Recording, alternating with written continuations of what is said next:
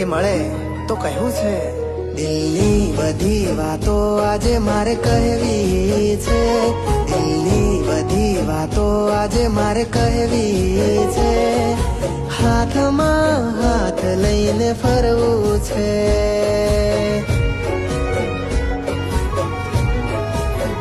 હા એના ખભે માથું રાખી બેસી રહેવું છે.